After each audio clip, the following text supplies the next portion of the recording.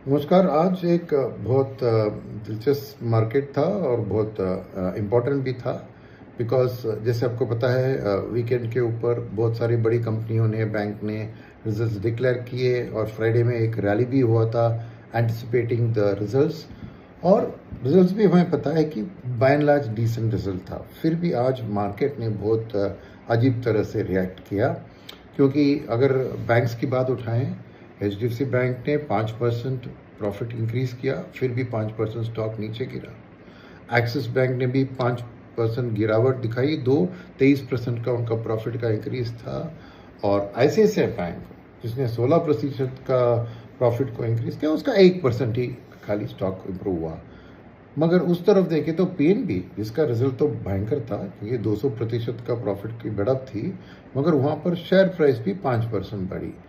तो और फाइनली जो दिग्गज की रिजल्ट थी रिलायंस, जहाँ पे रिजल्ट ठीक ठाक थी क्योंकि उनकी ऑयल टू केमिकल्स वाली जो कोर बिजनेस है उनकी और उनकी टेलीकॉम बिजनेस, दोनों में प्रॉफिट की ग्रोथ अच्छी थी। खाली रिटेल में जो इन्वेस्टमेंट फेज में है उनका, उसके कारण थोड़े प्रॉफिट में ये थे। तो रिलायंस इंडस्ट्रीज का स्टॉक भी करीबन फ्लैट टू नेगेटिव था। तो ये बिहेवियर समझना इतनी आसान नहीं है क्योंकि फ्लोज को भी देखें तो FIS अपने छठा कंसेक्यूटिव दिन बेचा 1000 करोड़ के आसपास और DIS ने उसी को मैच किया, 1300 करोड़ के कुछ खरीदारी की। तो इस हिसाब में देखें तो लार्ज कैप इंडेक्स का आज 40 बेसिस पॉइंट्स गिरावट था। तो मेनली ये प्राइवेट सेक्टर बैंक की परफॉर्मेंस आज बहुत खराब थी ना, उस इंडेक्स में 2.25% की गिरावट थी। और ब्रॉडर मार्केट में देखें तो परफॉर्मेंस बेटर थी इससे, क्योंकि एक तरफ मिड कैप और स्मॉल कैप और माइक्रो कैप आधा से 1% की बढ़त दिखा रहे थे। और कारण इसका था कि एक पब्लिक सेक्टर बैंक, जब ज़्यादातर bank mid cap small cap space में है, उनकी इंडेक्स आज 2.25% बढ़ी। और निडी जो नॉन इंस्टीट्यूशनल डोमेस्टिक इन्वेस्टर्स ने आज थोड़ी खरीदारी की है, इसलिए ब्रॉडर मार्केट में थोड़ा सपोर्ट मिला बिकॉज DIS का एग्जैक्टली ऑलमोस्ट मैचिंग FIS की सेल्स थी उनकी खरीदारी। तो इसमें एडवांस डिक्लाइन रेशियो थोड़ी टिल्ट थी इन फेवर ऑफ एडवांसेस, 1500 ऊपर 1400 नीचे। और वॉलेटिलिटी इंडेक्स भी आज ठीक ठाक थी 13 के आसपास।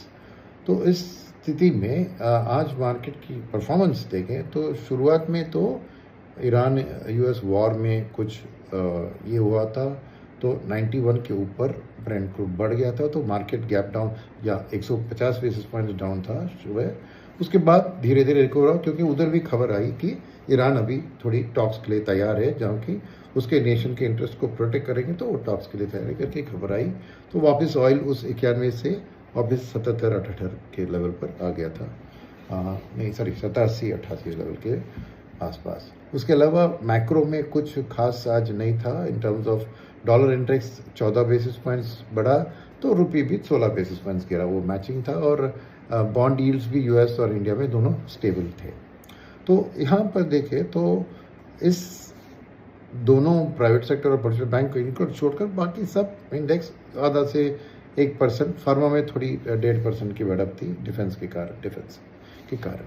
तो ऐसी हालत में आज कुछ और भी खबर आई जो मैं शेयर करूं आपके साथ। कि पहली है कि आज अल्ट्राटेक सीमेंट ने अपना रिजल्ट डिक्लेयर किया और अच्छा था, 16% उनकी सीमेंट बिजनेस की प्रॉफिट्स ईयर ऑन ईयर में बढ़ी है। और गवर्नमेंट ने भी कुछ डेटा माइनिंग और इंफ्रास्ट्रक्चर के बारे में डिस्कस किया। तो 5% इंडस्ट्रियल ग्रोथ था, जिसमें मेन कारण ये था कि सीमेंट, इलेक्ट्रिसिटी और आयरन ओर, ये तीनों की अच्छी प्रोडक्शन की आउटपुट रही।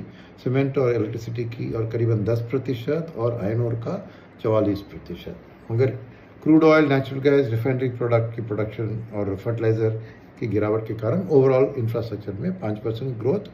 और उस हिसाब से ये देखिए L&T ने भी कुछ रिलीज किया, स्टॉक एक्सचेंज खबर की 10 से 15,000 करोड़ का माइनिंग एंड मेटल्स में कैपेक्स का उनको ऑर्डर मिला है।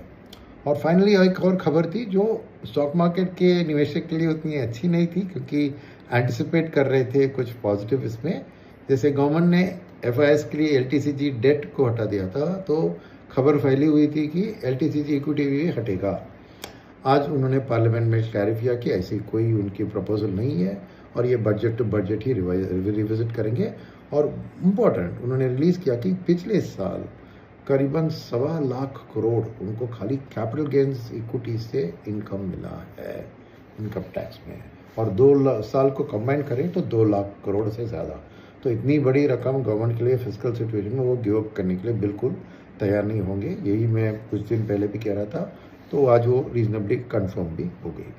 तो उस हिसाब से देखें तो क्लियर मार्केट का डायरेक्शन क्लियर है कि एफआईआईस अभी भी सेलिंग मोड में है, बहुत ज़्यादा नहीं मगर हर रोज़ बेच रहे हैं।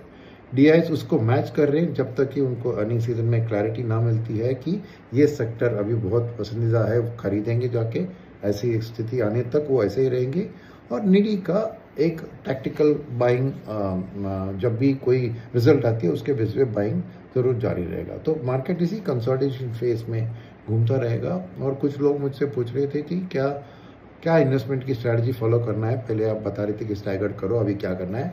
वही स्टैगर्ड ही करना है, क्योंकि बीच में हल आई थी जियोपॉलिटिक्स में, तो अभी वापस 8-9 दिन कंसेक्यूटिवली ईरान के ऊपर स्ट्राइक मार रहे हैं यूएस, तो वो हेल्पफुल है। तो अभी भी वो same staggered accumulate diversified portfolio को एक्वायर करें।